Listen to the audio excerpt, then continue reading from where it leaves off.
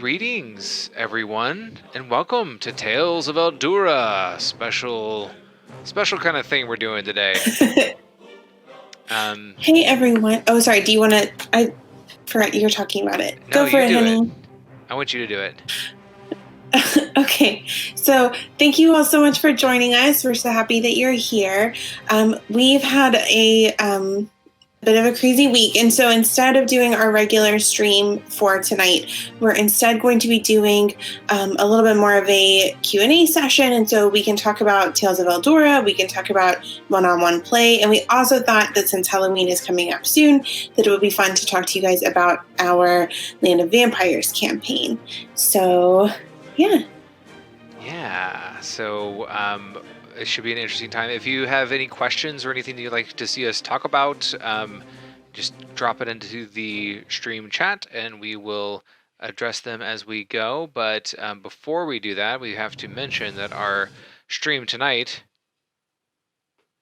is brought to you by Hedvarian Heist. Honey, do you want to talk about Hedvarian Heist? I would love to talk about Hedvarian Heist. So, Hedvarian Heist is the second novel in the Age of Azuria high fantasy series. And so, if you have read Aurora and Buried Heroes already, then we'll have all the main returning characters, as well as a few new characters, which I think will be really fun. If you're new to the series and if you enjoy immersive settings and high fantasy worlds, rich characters, and especially high magic and an emphasis on natural magic and the environment, then I think that you'll really enjoy this series. Oh, yeah. So you can find out more about it at bethballbooks.com, which we'll also have in the show notes. So that's my fiction website. You can pre-order Hedvarian Heist on all of the stores, except if it's like today, the Barnes & Noble pre-order is a little bit lagging behind. So I don't know what's happening with that. But anywhere else, it should be available. And again, you can also order it and pre-order it from bethballbooks.com. Nice. So today we're going to spend a little bit of time talking about Land of Vampires and what that means and what that is. And then we're going to be transitioning to talking about some general like Q&A, like DnD Duet, one-on-one, anything and everything you want to know. We want to talk about it. So, do you want to tell everybody what Land of Vampires is, honey? Sure. Can I ask really fast, do we have people in the chat right now? We've got Zeke in the chat. Hi, Zeke. Cool. Okay. Zeke last week asked about creating a character, right? Yes. Okay, cool. We can definitely talk about that too. So, Land of Vampires is a special duet-focused Gothic campaign that it's based off of a campaign that we ran together. And so we started publishing it earlier this summer. And so we're several adventures in right now. We're having so much fun bringing this campaign to life. And so it takes place in the Shadowlands, or a particular kind of demi-plane within the Shadowlands. And it's a world or a small region. It's run by a vampire, but it's a different vampire than the one that the adventurers have, that they're kind of following as they arrive in this area. And so what we wanted to be able to play with in this campaign was kind of not just a spectrum of evil or darkness, but we also wanted for the adventurers to be able to kind of engage with an anti-hero storyline if they wanted to, because we thought that would be kind of fun. And the character of Drogo, the kind of vampire who's over the whole land, changed a lot for us in the running of our campaign. And so we've tried to take that into account for other people's duet campaigns. And so that's started. Land of Vampires. So yeah, honey. Land of Vampires. Oh my gosh, I don't know. So, I mean, the way that Land of Vampires came about was out of the desire to run. I think this all started when we were playing D&D with my school club. And I started this little club, and, we had, the first year we had like 6 students that were involved. And then it grew and grew and grew until it got so big that we needed another DM to they come in, and so I was begrudgingly called into the action. I was super excited to DM for a bunch of high school kids, and I decided to run Curse of Strahd. And so we ran Curse of Strahd, and Beth made a character for Curse of Strahd that was amazing. And I'm sure she's going to talk about that a little bit more later. And however, like, Beth's very serious character and the way that I had envisioned the campaign did not mesh well with the interests or proclivities of this group of high school kids who wanted to... What's your favorite quote from the whole campaign, honey? Oh, let's go kick some vampire butt. They're so cute. They're like level 3, ready to go take down Strahd. And me, as my character Berseris, who is like, she's based off of a demon hunter from Diablo 3. And so Berseris is just really straightforward, very action oriented. And it gets to the point where I felt bad because I didn't want to hurt their feelings. But it gets to the point where Berseris is like, you can go. I want to live.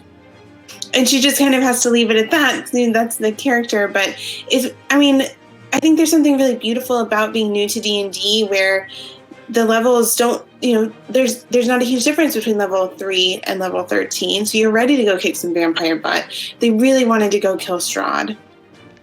And it didn't work out that way. I mean, I tried to be kind, there are some some natural consequences to, letting loose Rictavio's tiger in a poor way, and there's just different things. But anyways, we had a lot of fun with that. But the end of the school year happened, and Beth and I were talking, and I was reading the campaign, like Curse of Strahd, like what it could be, and especially influenced by the amazing work of you, Mandy Mod, on the Curse of Strahd subreddit, and various other, I think, Dragon Carta, I think, is another username that was very prolific, and they just made this world come alive, and I became convinced. Zeke asked if I killed them all. I didn't kill them all, but definitely the most... there was a pair that were convinced that we go around and do stupid things. They said that. That's not me. That's them. One of them, who was a wizard, definitely had her throat torn out by a tiger. You did kill a few, Zeke, is right. Casualties, yeah. You killed Bob. I killed Bob. I would do it again, too, because Bob just rushed into an unwinnable situation for no reason. And then he got killed and replaced by his brother, cleverly named Flob,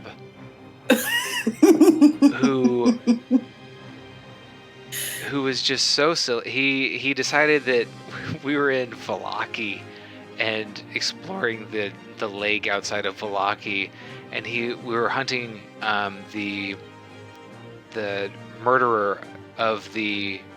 I don't want to spoil anything. Anyway, so we were out there trying to solve a little baby mystery, tiny little mystery. Something's wrong. Let's go find out what's going on. And they figured it out and knew where to go next. And then Flob decides to camp in the middle of the day. It's 2:00 in the afternoon. I'm going to make camp. Okay. Why are you doing that? I don't know. They're just back and forth. And he just makes camp within sight of town while everybody else is still continuing on the adventure. And he just sat there at camp. I don't know. Flob didn't survive either. Like a good DM, you let him just chill there. That's fine. Yeah, you can totally do that. Yes, you make camp. Yes, and you have a beautiful time just sitting there staring across this creepy lake. So I became obsessed with... You're talking about what Curse of Strahd could be. Running Curse of Strahd. And so I was looking at, what could Curse of Strahd be? How would that look if we were playing one-on-one? And this was the first time that we'd really seriously considered adapting a published campaign into one-on-one territory. And the big conceit of Curse of Strahd is that the players get involved with Strahd's obsession. And so how do we bring a one-on-one player into that? How do we make the player the central focus of the campaign? We have to make the player, right, the object of Strahd's obsession. And so that idea kind of spawned what ended up being a very interesting and not Curse of Strahd campaign. It didn't happen. So, do you want to talk about that, honey? Sure. So we did run through Death House, and so on our website you will find, we can put that link in the show notes too. So on our website there is a Death House adaptation of Curse of Strahd, but pretty soon after that we ended up kind of going astray. And part of that was, so my character was a ranger, and she did have her wolf companion, but we had really set her up as an archer. And so Braceris is already, character-wise, a really action-oriented character, and that really came through in the campaign. So depending on the kind of combat setup and things of that nature, she would kind of blow through a particular situation as, you know, she's ready to, like, somebody makes her mad enough, Braceris is ready to attack them, and we're just going to go from there. And so I know that that's something that other people have brought up for their one-on-one campaigns that I think is a really interesting possibility for, if you have kind of a slow, meticulous caster, that's going to work really differently than if you have an angry fighter who's just, like, ready to go. Anyway, so the idea of the PC being the interest of the kind of vampire who's the lord of the land is something that we've worked with in the Land of Vampires campaign as well, because we recognize that not everybody playing is playing as a couple, and so we didn't want it to have to necessarily be an instance of that you're a romantic interest, but just for some reason, something about this PC is really fascinating to this vampire. So it could be perhaps that you are his long-lost daughter and who's been reborn and has kind of arrived in this place, or you're the only person from outside of Steimerod who's arrived here in millennia, or a reincarnation of a friend or something like that. So someone who is significant in the vampire's past, or just interesting for some other unique reason. But especially with one-on-one, we want to make sure that the player is the main character, or the focus, and kind of the driving force. And that doesn't mean that everything is on their shoulders, because I think that this can easily be taken too far. But I mean, every character is always the hero of their own story, but especially for one-on-one play, for the focus to get to be on the character. In this campaign especially worked out in really cool ways. But honey, I would love for you to talk about how your kind of original conception of Drogo changed and morphed along the way. Like, did you know at the beginning that he was going to be an anti-hero, or did he start, like, what vampire lore were you working with, and then what changed? I was definitely influenced by the Curse of Strahd, like Strahd presented as he is in the book, and then as he's also kind of evolved on the Curse of Strahd subreddit at first, and then slowly it became more palatable and also interesting to, like, play against, because Strahd in the book is he's a character who thinks that he is doing I don't think he thinks that he's doing the right things, but he doesn't see himself as the bad guy. And I love that, right? Like, because I don't think that real life villains think of themselves as the bad guy, and that's more interesting. So I kept that part, but Strahd also doesn't change in the campaign book, and Strahd doesn't it's limited to me to an uninteresting kind of way, because he becomes kind of stagnant and stale if he's only after this one thing and isn't capable of any change, even if, and that change becomes more important too if the object of his obsession is the PC. And so if the object of the obsession is the PC, and the PC is playing against Strahd, then it doesn't feel like the PC's efforts or decisions have much meaning if Strahd doesn't change. And so with Lord Drogo, I made him in such a way that, like, I didn't know that he was going to change, but it became natural for him to change after he got more involved with our main character. Yeah. And so we've set him up that way a little bit more in this campaign. So if you want him to be an evil vampire overlord, you can totally do that. We also, like you were saying, want that potential for change to come about. And I think some of that will be too, and this is something that we've tried to kind of take into account in building the adventures, but how could the PC's attitude toward the vampire also help shift and change how this vampire character plays out? So if your PC is dead set that all vampires are evil no matter what, and that's something that they're not willing to change about, I think that's going to create a really different campaign than one who is a little bit more morally ambiguous or willing to at least entertain this possibility for this other character to change, as well as a potential of darkness in themselves that they might want to excise in some way. I thought one of the strengths of the whole campaign was Braceras, like the character that you made, presents as somebody who you would easily dismiss as one-dimensional, and then the more you played her and the more she was in Steimherod, the more she evolved and changed in really cool ways. Oh, thanks. But I love about Braceras that she, like, there's a lot of emotional depth, but not much comes up to the surface. And so that was a fun experiment for us too.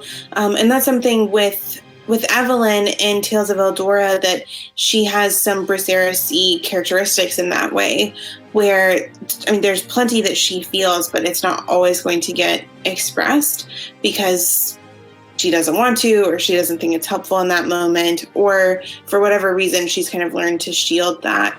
And so when it's just the two of you at the table, though, that's something, I mean, there would be conversations that we would have outside of the game at the table that I think kind of helped to bring that about too, which I think is important to kind of acknowledge and talk about, because that magic, that the character magic can't always happen right at the table, or there were times when I would say, hey, here's kind of what my character is thinking about or processing through or considering. And so sometimes at least that would play a role in how things, I don't know, how things worked out, or and I don't know how much you took that into account with your DMing, but especially when you are playing a little bit more emotionally reserved character, your DM, if you as the player, if that's the case, your DM doesn't need to be in the dark as to what they're going through and what's going on in the same way that the DM's characters might be. And so keeping those things separate, I think, can be really, really helpful if you're having a little bit of trouble with sparks moving and flying at the table in the way that you want them to be. Yeah. There's so many times where, like, our conversation off of the table or out of character will spark in me like these big light bulb moments that end up, then I can incorporate them into the game and make the whole experience more powerful and better for both of us. It's frequently that you'll think something's happening and I'm like, oh man, I wish I thought of that, because what's actually happening is way lamer. or I'll, like, Beth will tell me about an emotion or an experience that her character is thinking or feeling or is perceived from an NPC interaction that I just totally missed. And so, but like, because we're playing characters that exist in real space and can read each other's body language and pick up on each other's small quirks and moods and things, like, it's not it's not cheating. It's only adding the depth of interaction and verisimilitude is the $10 word for that, right? Ooh, fancy. Well, I got a It's like master's degree in English, so. I think it's like adding the soundtrack to a movie that really brings the mood together. Is at least how things work for us. I don't know. We haven't had that conversation super universally. So, chat if you want to weigh in, or anyone who's watching this later, we'd love to hear in the comments. I have received a couple questions from our patrons over time about the sorts of conversations that go on out of game versus in game, and I think that that's one of the great advantages of D&D one-on-one with somebody in your house, especially, or somebody that you're close to. It does give you a thing to talk about that, it's not work, it's not politics, it's not the economy, it's not anything that is necessarily heavy or weighty. It's this fun shared thing that you've created together that you can have a conversation about, and I think that that's really cool. Yeah. So, honey, what are some of when we were talking about vampires, are there any particular ways that you thought we explored the themes well in character creation or character selection? Not sure. I know for Braceras, it was helpful to have. So I had vampires in her backstory somewhat, so she would go in with at least an instinct or a feeling towards them one way or another. And so I think that was really helpful to kind of know in advance. And I think we said this in some of the prep materials and in some of the introduction to the Land of Vampires campaign, but to definitely take that it is meant to be a darker campaign, to take that into account with your character building. And that doesn't mean that you have to play this like angry, dark, disillusioned character. Here you go, the bang, and it doesn't have to be the Peter Parker pulling his bangs down in Spider-Man 3. Honey, no. It's all pokey. Don't worry about it. Anyway, it doesn't have to be like an emo thing, but it can be, I guess just take that into consideration when you're building your character. How is that darkness going to manifest itself? Is it something that they're going to really kind of rile against or not? Is it something they're going to super embrace? And I think that can also shape how you Lord Drogo in the campaign. And honey, will you talk about our like big villain? And then we can come back to characters. So like we have Drogo, who is kind of functionally an anti-hero, or can be. Who's our like evil person? Are you talking about Lord Nassarg? Yeah, so Lord Nassarg is this super gross vampire who's actually under Lord Drogo, but because of how we dealt with vampirism in our world, Lord Drogo is somewhat limited in his ability to just kind of bring down the hammer on Lord Nassarg. And Lord Drogo is kind of the overlord of Steimherod, but Lord Nassarg is trying to kind of carve out his own space and really undermine Lord Drogo's power in the region, and he can do this because of how we set up the whole vampirism scheme and Steimherod.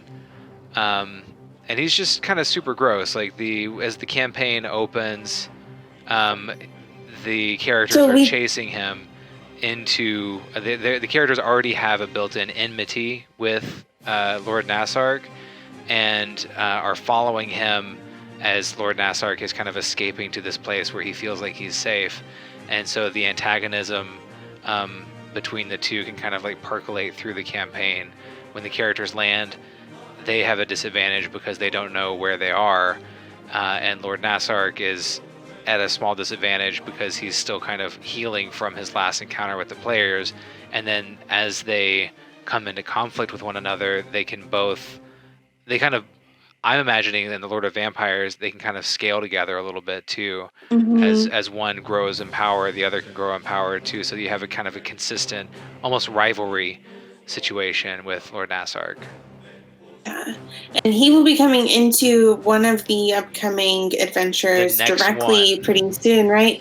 Ooh, so end of this month? At the end of this month, our patrons will get an adventure in which Lord Nassark makes his presence known, if not a full appearance. So Cool. And this was one of the things that we've been tweaking and playing with. So vampires already are super predators who eat people. That's pretty sketchy. But so how would you draw kind of fine lines across vampires without them being like vegetarian vampires? And so part of that with Lord Nassark is this kind of twist in his personal taste. So kind of bringing together vampirism, and it makes me think of the Brothers Grimm movie with the Queen, where she's drinking the children's blood to keep herself young, but it only makes her live for a really long time, and then she's this sketchy old lady. But something about children as a really and she's got the terrible hair, but something about children as a really his kind of go-to targets, that is something we've worked into the campaign, and that's and if that doesn't work for your campaign, then that doesn't have to stay. It can be something else, but that's kind of what we settled on for this campaign. And so that's what's being written into the campaign lore. But if you're playing with a child, for example, or someone who's younger, maybe that's not the most appropriate or the best kind of method there for what is his particular kind of bent as a vampire. And we've tried to bring some variety into vampires and vampirism too. If you've been checking out our work that's posted on DnD Duet, where we are kind of like releasing some of the early adventures in serial format, then you'll have become accustomed, or you'll have met the interesting character of Sebastian, who is the kind of mayor and protector of Saint Sebastian. And he's kind of turned off on the whole vampirism thing, but still wed to its limitations. And so how he navigates that and the effects it has on him is something that we're kind of playing with in Steimharad. Yeah. Papa Bam XO, that's what I love about D&D. You could take anything and make it your own. Yeah. Well said. Yeah. I think that's so important. That's, with anything that we create or anything that we're playing, I think, especially for one-on-one, to make it as personal to your table as possible, you're going to have such a better time. And yeah, absolutely, to make it fit your needs in particular. So for example, with Tales of Eldora, that's another big change that we've made. So the character of Rhea Mantlemorn in the campaign really helps the characters get into the adventure. And I've taken a bunch of her things and like created them for Gareth or reworked them for Gareth, because a lot of the storyline already orients around her. And so it's those similar sorts of changes. What do I want? Take what you want, leave the rest, and to just kind of go from there. That's one of the coolest things, I think. I think that playing one-on-one addresses one of the inherent weaknesses of writing a traditional D&D campaign or anything you're going to get out of Wizards, because they have to have a story, they have to have a through line, but they can't possibly anticipate your individual characters. And so if you're playing one-on-one, like generally they solve that by having a character who's like the main character of the campaign, and your party is expected to kind of coalesce around that person. But playing one-on-one, your character, your PC can be that main character for the campaign, and how much more immersive and how much more interesting are all the actions, and how much more weighty are those decisions going to be because your PC is the star of the show. Man, one-on-one is cool. We should do like a website about it or something. We should have cool people to hang out with online, and we'll talk about it. Yeah. When you realize that moment when you realize you're living your dream. So honey, where are we going with this? What do we want to do long-term style with Land of Vampires? We're making a full duet campaign. Ba, ba, ba, ba. I think it'll be levels 1 through 10 at least. That's kind of at least where we're headed right now. We're still working on the kind of the introductory adventures because we do want there to be a like a vampire chase through a city or something to help get the PCs latched onto Nasark as a vampire. Like, how can we make this kind of personal? Because right now that's a little bit in the ether, but we wanted to make sure the campaign was going and see some of the reactions, and then we'll work on levels 1 and 2 and get those taken care of while we continue to build it starts at 3, and I think we'll at least go to level 10, right? I think we'll do I think we'll from the beginning to level 10, and then we'll put everything together in one delicious and delectable vampire feast. And so there are going to be some cool bonuses that are part of the campaign that we're working on getting out to our patrons as we go. So some of those are location supplements. We just created a couple character backgrounds and some special rules around werewolf lycanthropy, which is on our website too. Let's see, I know the lycanthropy thing. I was thinking something else and now I can't remember what it was. We made special rules for Zodiac warriors and which don't really have anything to do with this campaign, but we made them. They could be related to the Saudade, maybe. We'll see. But there's going to be a witch subclass similar to Tessina in Tales of Eldora. We're also working on some adventuring companion specific mechanics, and so we did that some with our other campaign that we just played between the two of us, where Jonathan is the DM. So they're my characters, kind of sidekick person.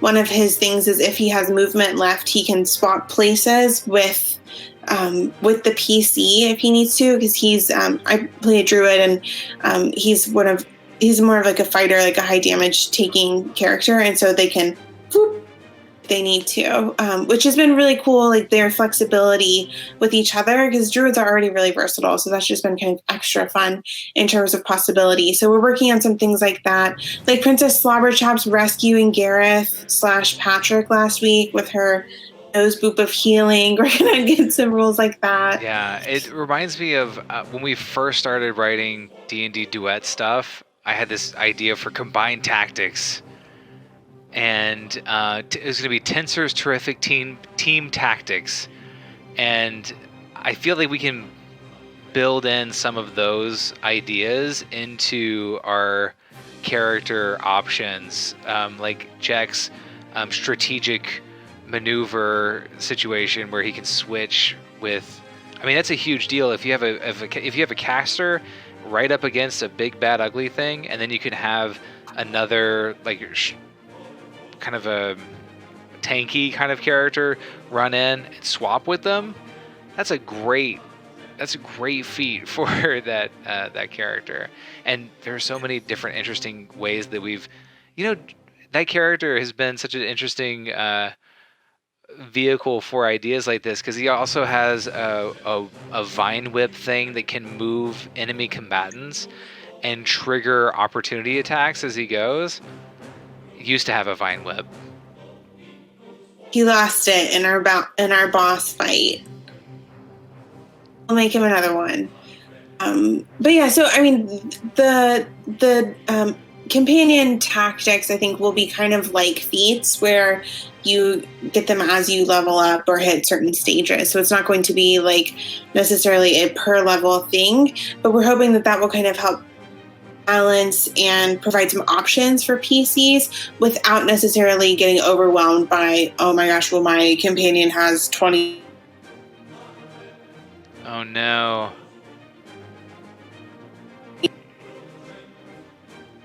Oh, we just had a stutter. I think we're still here. Oh, okay. I can't hear you. Yeah. Are we still here now? Yes, you're here. Okay, Hey. good. Hey, so Chat's we've been still talking. here? Yes, chat's still here. Hey, we've been talking about the Land of Vampires and Mm. Steinhardt and everything like that. But I mean, it also exists in a fiction element as well. So Braceris actually is going to be making her cameo appearance in Hedvarian Heist. I love her storyline, so that's going to start showing up there. I was working on her storyline for novel number 3 in the Age of Azuria series, Forest Deep, today. So that was fun. But her storyline is going to be spread across several of the novels because they are kind of the classic slow high fantasy novels that build over time over the course of a series. But we're hoping to, similar to what we want for Azuria and the adventures that we have listed on our website in the DnD Duet shop, we want this to be a playable world where you can also kind of hang out. So this is a world where you can play at home, you can watch us play in Tales of Eldora, or something that you can read. And there have just been so many times after we've been playing where we wanted to, like, I just want to hang out with our characters. So that's kind of what we're hoping with Azuria. And of course, I know that the official D&D worlds and novels and all of that already exists, but this is what we hope is that this is unique because the way that we've set up the world, there are going to be some weighty stakes for the PCs to make decisions in terms of the fate of the world. And so it's going to lead to long-term consequences. And so depending on where they decide to go and what sorts of actions they decide to take is going to shape events as they move. Yeah. So in your Braceris fiction or in your fiction at large, what kinds of things are you trying to get across? What sets a Beth Ball book apart from like a R.A. Salvatore book? I don't know the answer to that specific question. For me, I think the thing that's special about the fiction is the setting, and like for me as a writer, it's the characters. But I think that what comes across to readers, and what I've heard from readers, is that it's the setting. It's a world that's rich and immersive, where you can really get lost if you want to, or at least kind of immerse yourself for a while. And so that's really special to me. It's also really grounded in the power of nature alongside other forms of natural power. But so those questions of balance, but as well as connection, I think are really important. Did I answer your question? I think so. It's always so hard to talk about because I'm so excited about it, and I just I don't know, it always comes across better in a fictional format than it's going to come out where you're like, oh yeah, this is about this. No, just dive on in and then you'll see. But with Braceris' storyline, I think it's really cool, kind of like we were saying, where her character seems to be, there are aspects to her storyline that remind me of the Underworld movies. And I mean, she was kind of inspired in part by those as well. We had created her before, but then watching, I can't remember the main character's name in Underworld right now. Oh yeah, Celine? Celeste? Celine, I was going to say Celine or Celeste something. The chat knows. Anyway, she's so cool. Chat knows. She's so cool, and I think Braceris is kind of like her, where she's, again, really, really action-oriented, and then the kind of emotional side of things is going to be a little bit more under the radar, but it's there. And so that's been really fun to play with as an author. And I'm hoping that our campaign inspires similar fun and interesting and unique characters for those who are playing across the campaign. And so we don't know down the line if it'll be a Kickstarter when it's all said and done and put together, or if it'll be just something that we, Selena, that sounds right to me. Sounds right. Yeah, it sounds good. It's something like that. Thank you. Anyway, so that's something that we're not sure about yet, because this I mean, this is the biggest thing that we've created in terms of RPG adventures, and so we'll kind of play that out as it goes. I've been really inspired watching Jeff Stevens' Kickstarter, where he has, I think, a really straightforward plan around this is what this thing is, and keeping it kind of locked down around particular goals, and getting Drive Through RPG to be the ones to print and distribute the campaign, because I mean, we want to keep creating and writing and helping you all and talking about games instead of spending a whole day boxing up adventures and shipping them out. Or I mean, if it were just one day, that would be one thing. But from what I've seen from other people's projects, it ends up being like lots of things all the time.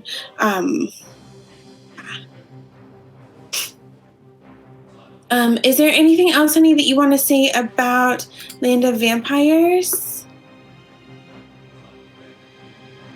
For Land of Vampires, I think that I just have to say, like, I am so appreciative of our patrons who have been supporting our work as we, like, it's because of them that we're able to take this approach to offering some of our adventures in serial format on the website, and we're able to take our time creating pieces of this adventure that are then going to come together and coalesce in a really cool I mean, we're making a book, right? Like, of one-on-one adventures in this super cool, fun world. And I can't express my gratitude to our patrons who are enabling that kind of work to continue. And I can't wait for them to see what we have planned next. Oh gosh, is it next week? Did we have another one coming out? Next week. Yeah, because we stream on the 30th, right? And then Halloween is on a Saturday. That's right. Oh my Remember goodness. when I proclaimed Halloween at the end of September? I thought today was Saturday when I woke up, so it was good that wasn't true, because I needed to, get stuff done for today. But We're yeah, time it's traveling over here. What a strange year we're all having. Cool. So I think now we're going to move into some frequently asked questions, or questions that we've gotten from people specifically. So, honey, is there a question that you want to dive in on first? I think that I just want to address. We've addressed it on our website a little bit, but I want to address the charge that D&D is a group game. And so how does one-on-one D&D even work? And so I'll throw that to you. Unless you're busy. No, it's okay. I just wanted to check. I wanted to check Instagram and Twitter and our Patreon to make sure we didn't have any questions that I had missed before we started. But I can answer that question first. But actually, sorry, I'm trying to do this one last thing. Why don't you answer the question that you just asked and then come right back to me? So, when we get this way less, which I feel like, I mean, we got to be at least a little bit responsible for, because like we used to see this question all the time on the D&D Next subreddit or D&D 5e subreddit, or just like on Twitter, people would say, "Oh, I'm thinking about playing one-on-one D&D. Is that possible?" People would go, no, you're bad for even thinking about it. And when you look into it, like D&D and tabletop RPGs have always been played. There's always been people playing those games with one other person, and I think that's pretty cool. So we I don't think that we like discovered this or codified it, but I like to think that we at least put it in the popular conversation, because D&D one-on-one is just D&D, right? Does it require some adjustment of expectations in what those roles would traditionally be in a group? Of course it does. But really, one-on-one D&D comes down to the biggest adjustments are going to be in the realms of how you're crafting a narrative, I think, and in the realms of what is each party bringing to the table. It's not just going to be the DM creating a world that the players run around and interact with. It's going to be more of a situation of the DM presenting some scenarios and then the player playing off of those scenarios, and both of you kind of adding your own kind of flavor to the experience. Yeah. I think that's so good. I do think that one-on-one D&D is super special. I mean, that's something that I think we see in Tales of Eldora with Gareth, where you are bringing things to the table, and it's beyond just a backstory that's been created, but there are things that you want to have happen, and lines you are or aren't willing to cross. And when we pick back up next week, we're going to continue to push some of those lines and boundaries. I've got some secret goals. You have secret goals you haven't told me? Uh-huh. What are they? I'm just playing against me and myself, and I'm going to see if I can accomplish these things.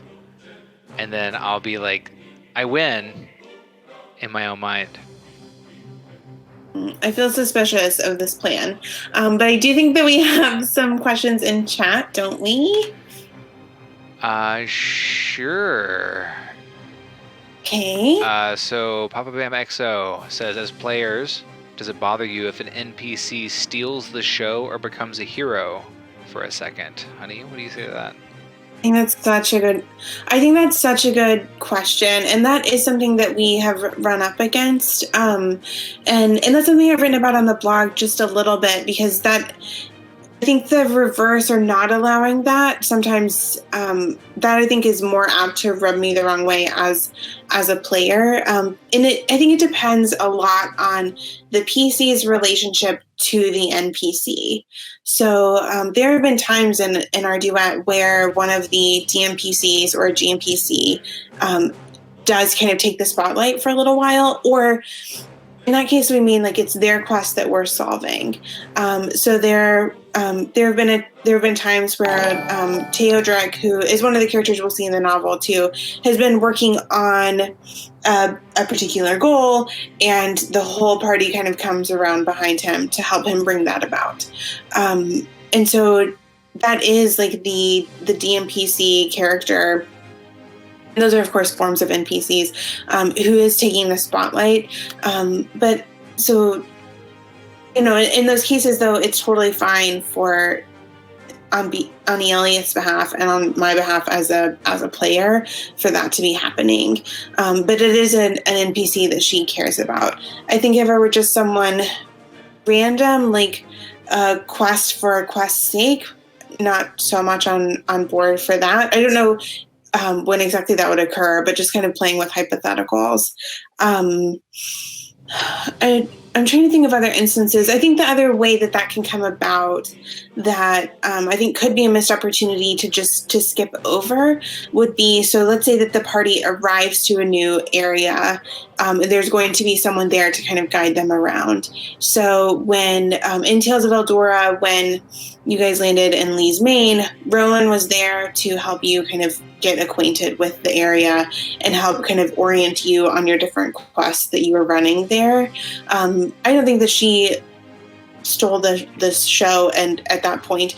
But if she had, honey, what do you think?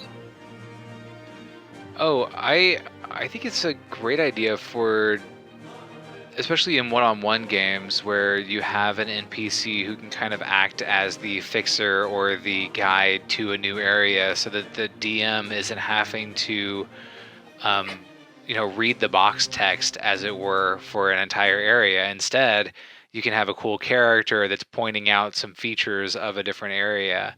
And I think that I don't think that steals the show, really. I think it can be an issue when I've been a part of or been aware of campaigns in which a DMPC will have a character that they think is really cool, and that DMPC begins to or that NPC sometimes begins to be the main character because it's like this ultra powerful godlike character that can't do anything wrong and already knows everything because the DM is secretly whispering in the character's ear.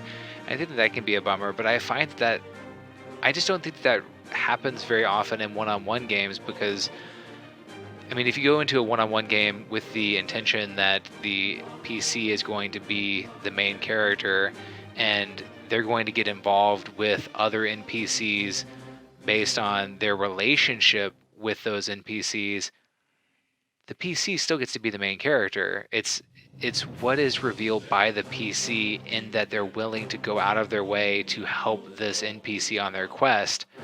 That's the focus. I also have to real quickly shout out James Aitken for the follow. So thank you. Oh, thank you. We're so happy you're here. Does that answer your question? I don't know. Yeah, I think that's great. And so, and definitely we want to separate there being an NPC in an area who helps who helps guide the PC around. I think that that's wonderful for immersion, and it can be nice too to avoid having the party blaze into an area, solve all the problems, and leave. I think story-wise that can be a little like icky. It doesn't always feel. Yeah, and I mean, of course, it depends on the party. Yeah, and I mean, it depends. It depends on the setup of the world. There's so many factors. I don't know that we need to get into it, but I do think if it's just the two of you, DMs, if there's something that your DM PC really wants, put that out there to the player, to the PC, and see how they respond. And I think it's fine if the DMPC that you've created has some say and stake in the story world. And if part of the story world or one aspect or one arc kind of revolves around them. And I think that would be the difference. So it's the PC's overarching story, but if we're looking at a smaller arc that's maybe based in an area or around resolving a particular part of a PC story, I think go for it. And if you're really worried about it, have a conversation with your player and see how they feel about it. They might like getting to help your character through a part of their world or their story. Then they might even want to DM some of that for you and kind of have exploration in that way. And I think that could be really cool too. Yeah. But that's such a great question. And it's something that we've been thinking about a lot. I think we had another question, didn't we? Mm-hmm. And then the second part would be, as a DM, if the rolls are bad, and since it's a one-on-one, will you fudge rolls to save the player? I've got strong opinions about fudging rolls. What do you think, honey? I think you should go first, because I think your strong opinions about them are really funny. I am a huge lover and believer in fudge. When it comes to rolls, when it comes to delicious chocolate snacks, and especially when it comes to rolls in D&D, I think that, like, what's important here? Is it important to have a interesting, compelling time at the table, or is it more important to play by the rules according to the law, according to the rules? So I will fudge a roll. I'll forget to add a modifier on purpose. If I think it's going to result in a better, more interesting time at the table, then I'll fudge the roll. Yeah, and Zeke agrees that he's fine with fudging rolls to ensure the players have a good time. Yes. Yeah. So there are times when the rolls are just not happening. And so you could have a character who's reasonably powerful, and if they're rolling 3 nat 1s and the 5 goblins that are swarming him are rolling nat 20s, sometimes that happens. That's happened, right? And it's just not in the realm of believability that these, these little... You have different kinds of encounters for different kinds of purposes, right? They're not just gonna run up. I just imagine them just stabbing his ankles, right? And it's the fun at the table shouldn't suffer because the rolls are going poorly. And that goes, and see, the thing is, like, I'm not saying that there shouldn't be stakes or weight at the table. You should have stakes and weight at the table, or else it doesn't feel important. And like, there have been several times where Beth and I have gotten down to a point where I'm DMing and she's playing, and the throw of 1 or 2 dice is going to be like, I'm going to have to pull out my secret coming back from the afterlife adventure that I have prepped. And I'll roll those. Like, if I say, okay, this is the thing and this is the DC and here we go, I'll throw that dice, and like, I'll oftentimes make that dice roll. If I say, like, this is the moment, right, where like things are really important, I'll make that dice roll in public, or like I'll roll it in the tray and show it to Beth, or I think there's the metal dice. Yeah, we use the metal dice from our lovely friend at Cantrip Candles. And so, like, I think it's okay as the DM to say, okay, if it's especially a tricky one, or like there's kind of some concern of like, oh, this is going to work, this is not going to work, let the player know the DC of the check so that they're not surprised or disappointed. Like, oh, I rolled a 20. Sorry, that DC was 30 and I didn't tell you. Haha, right? Like, that's not gotcha. fun.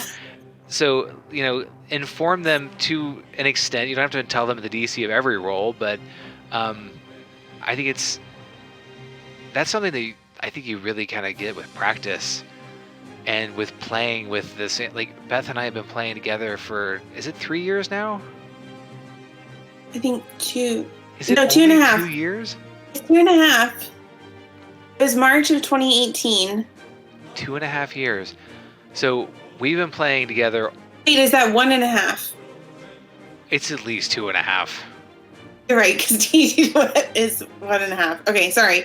I skipped a year. So we've been playing together I'm traveling again every weekend for 2.5 years. Like, we know, we can read each other, right? Like, we know when we're having fun and when like things are working, or if like there's a lull, and like it doesn't hurt that we're married, Like, I mean, we have a vibe.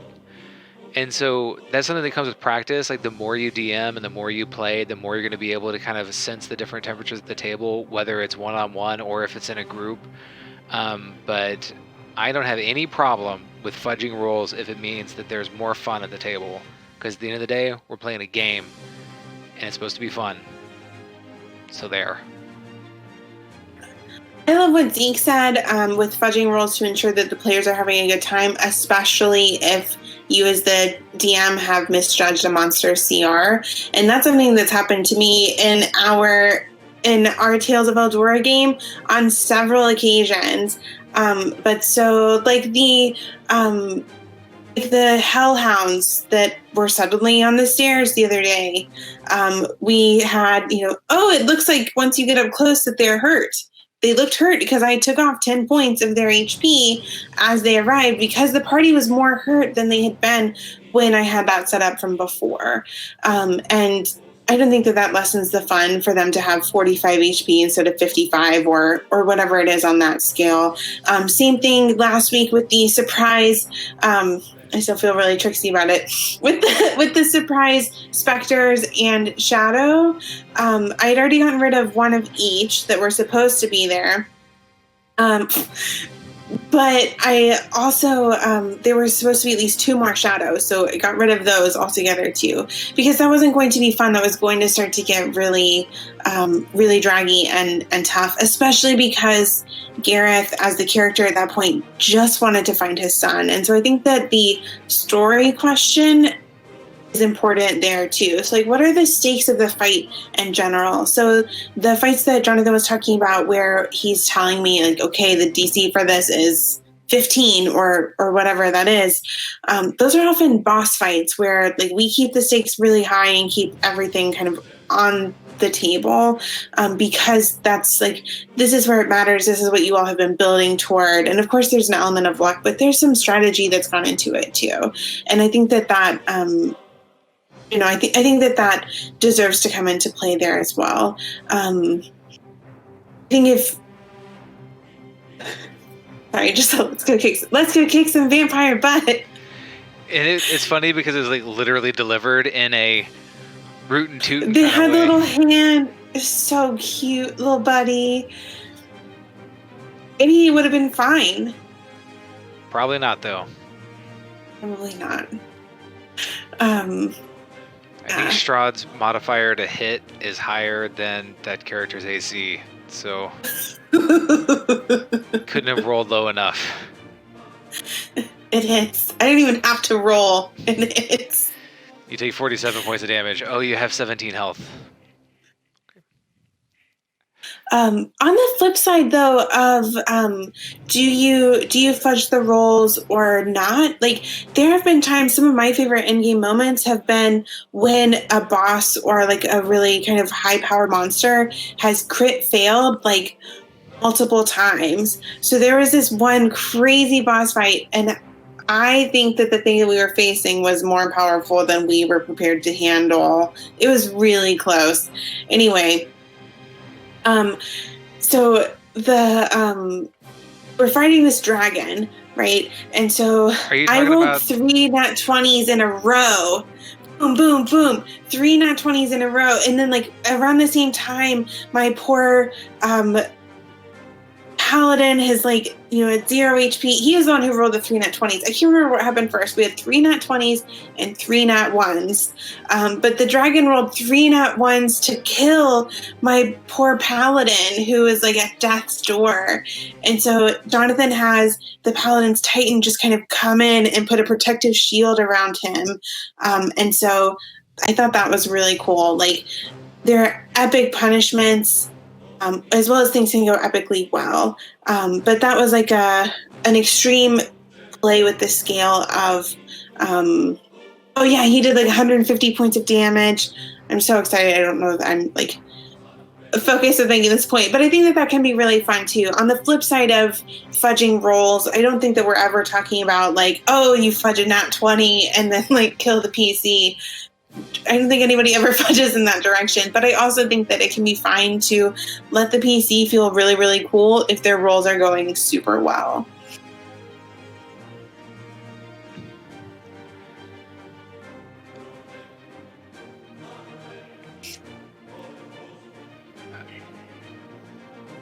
Who is this tiny person that's in chat? The red eyes.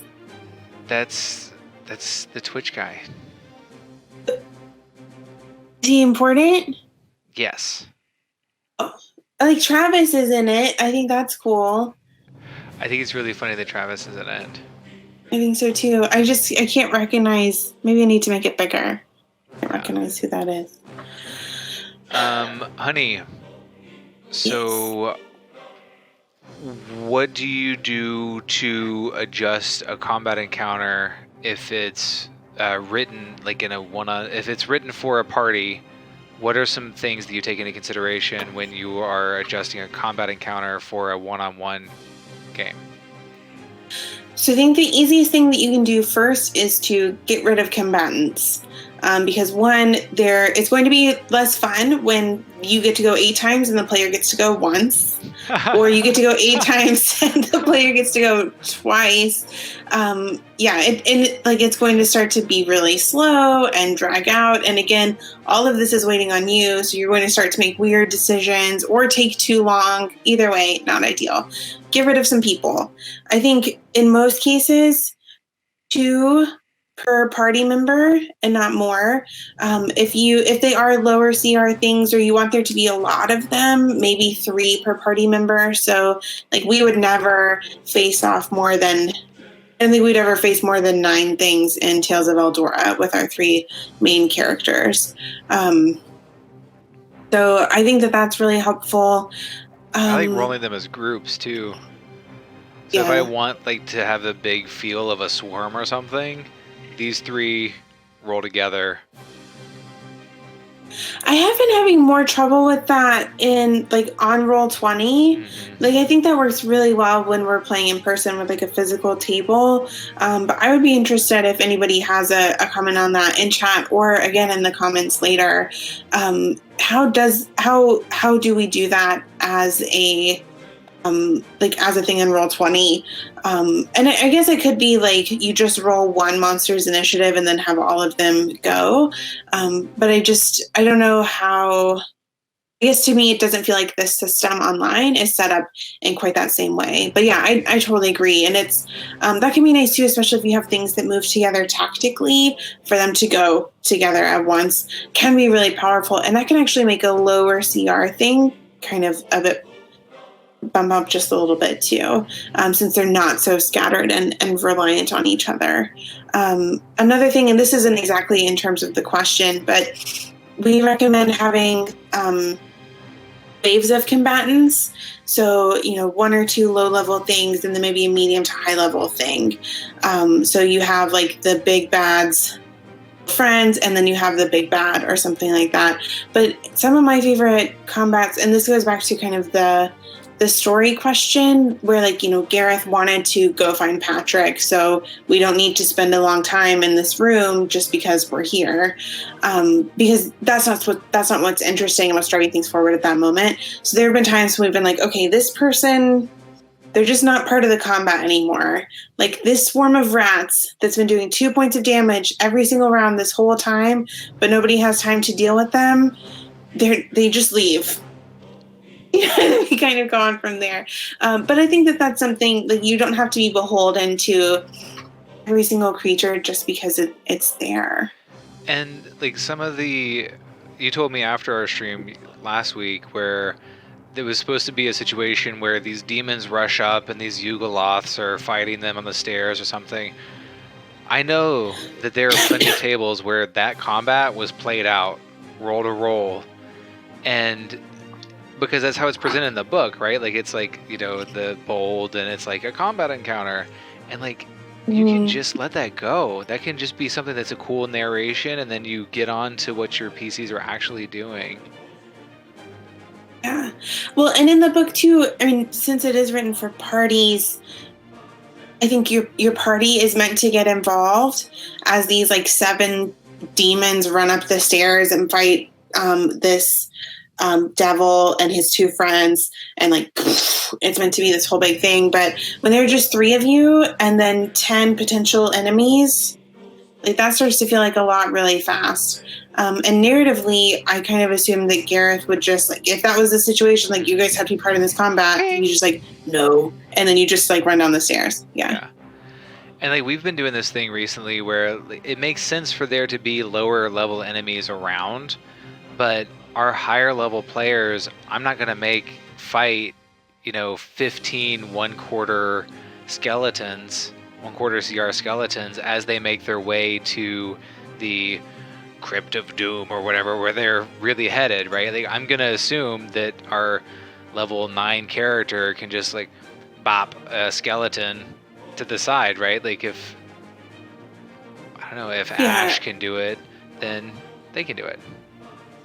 I really appreciated that. And like when we were playing through our Land of Vampires campaign, where it'd be like, you kill some zombies on the way, and then we would get into that next thing. Like a zombie encounter is fun the first time. It's not fun every single time, right? Yeah, at some point you just like, I just keep rolling until it's dead. I will sacrifice 15 points and then we go on. We did come up with a cool thing recently of where we keep having festivals. Our characters have festivals often. I think because they're so fun. They like to party.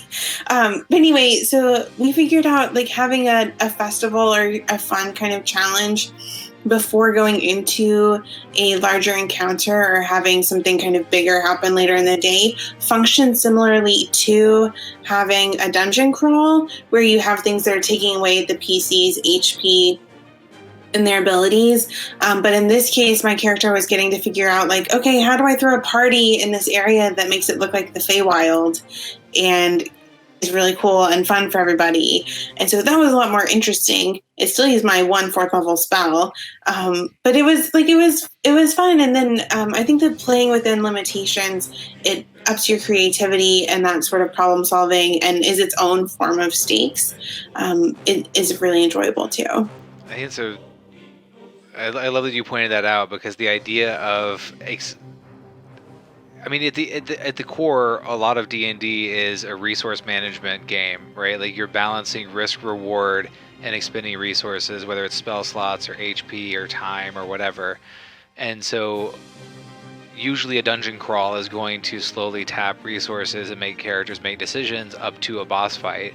But having different kinds of dungeons where, like, the day is a dungeon, here's the challenge here, it's a festival and this is what you're doing, you know, like, is your character going to suffer a level of exhaustion for having drunk too much, or is your character going to, you know, take a couple of HP loss because they, you know, fell over a, I don't know, they lost a boxing match or something, right? Like, so yeah, I think that's, we should write that up. We're going to. It's on my list. Okay. Somewhere. I've got all these post-its. It's on the post-its. It's gonna happen.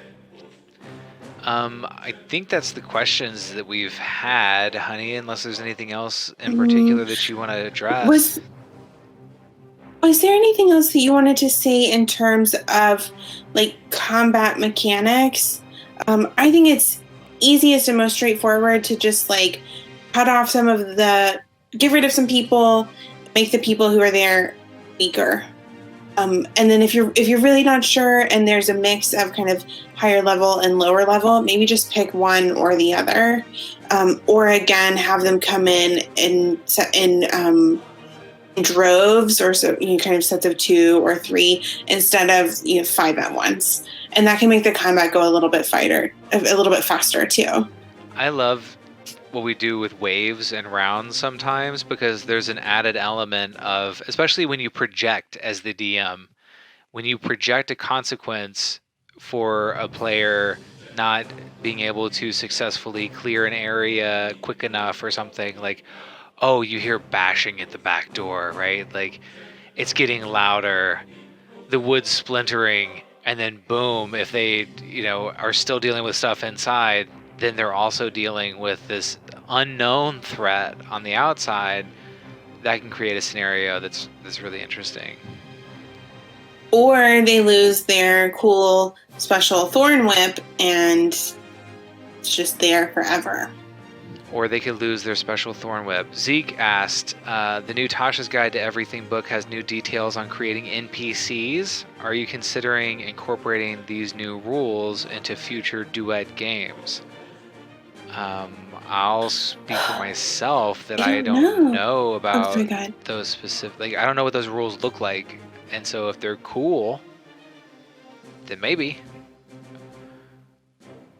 So I'm excited to see the duet rules, because I'm curious to see if they're going to change from the Essentials kit to Tasha's, but I'm also excited about there being a kind of book that's going to be more widely applicable and available to everyone, that has one-on-one guidelines, that has sidekick mechanics and stuff like that. I'm hoping that kind of opens things up for even more people to be playing one-on-one, because it's just so much fun.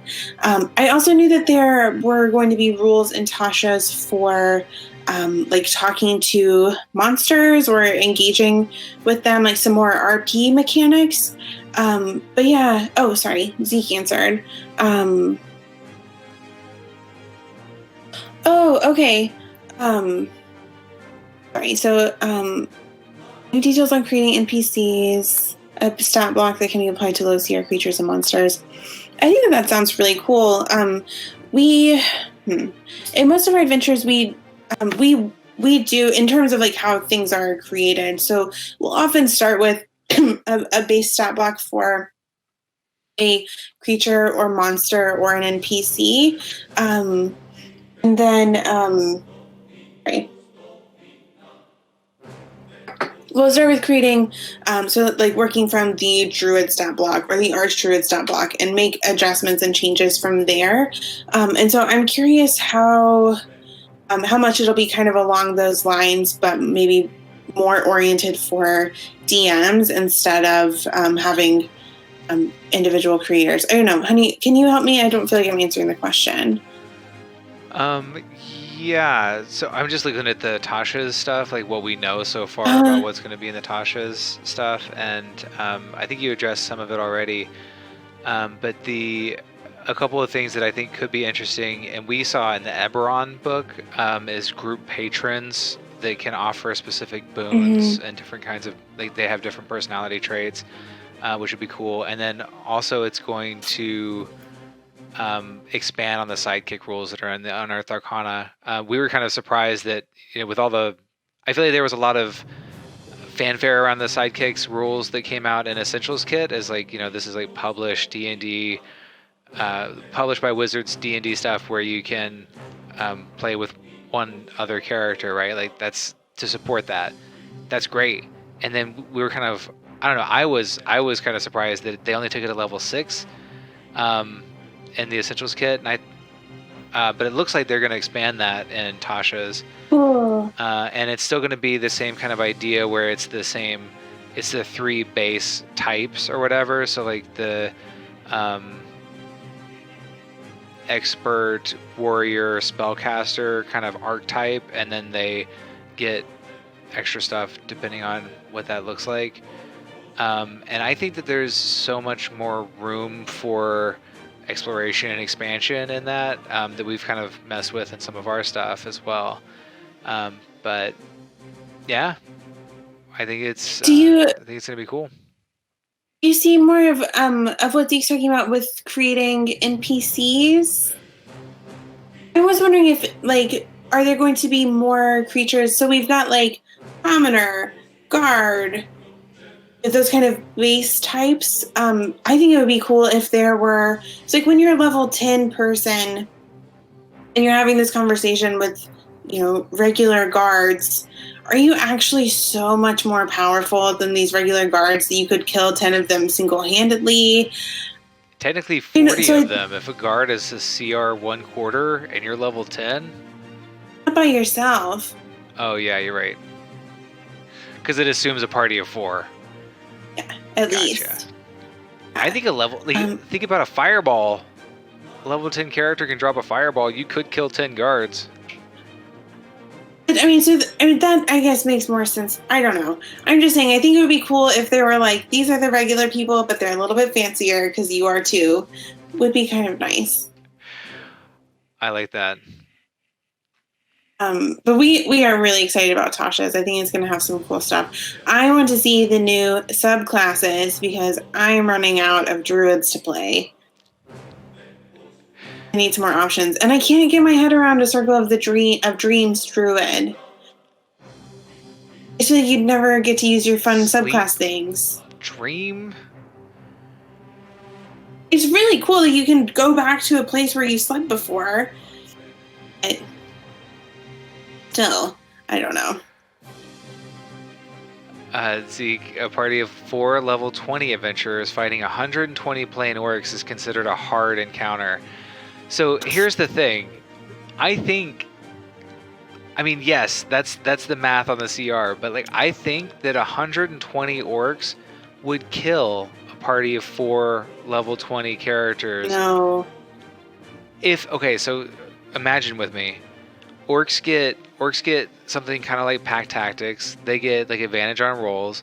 And so if you have 40 orcs going before your first character goes, they're going to take down somebody. It's just the action economy, right?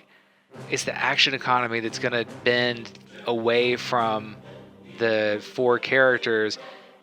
And like, I think that the numbers that we're talking about are large enough to where they're gonna do something. I'm just saying, so take like level 20 druid. I think all you would need to do would be like, okay, bonus action, your Circle of the Moon. Bonus action, I turn into a Tyrannosaurus Rex. Action, I conjure, I don't know, you can conjure at least 8 dire wolves. Like, imagine like a level 9 conjure animals, however many dire wolves that would be. Boom. There goes like most of the orcs, because your dire wolves are going to have that same ability, and that's just one. 120. I'm just saying. I just feel bad for all the minis that are going to be like on the table. Yeah. And whoever's keeping track of like when people get to go. Oh, we got this 3D printer. Look at this. I had this beautiful set piece that I've never used. It's been on the plate for, I don't know, 6 months. What is it for? I think I built it as I the ran out of gates. glue for a bit. I think I built it as the gates for, not Barisov. And Sebastian? Saint Sebastian. Yeah. So this is where that scene would have happened. Dun dun dun.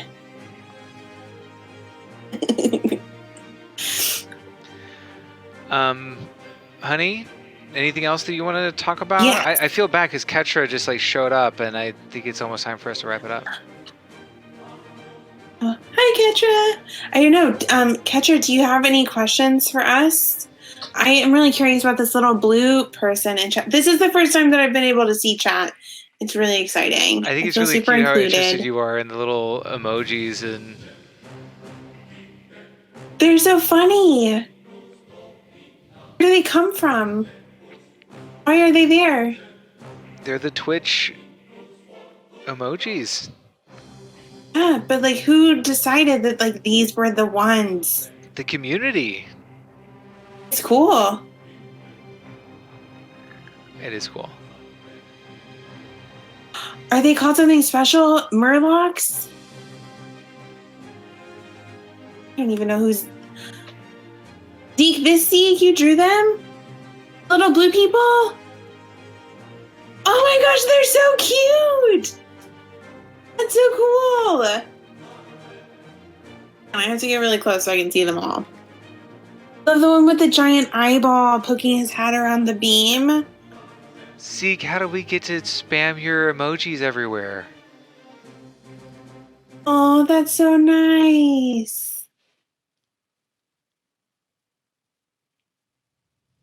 Oh, that's so cool.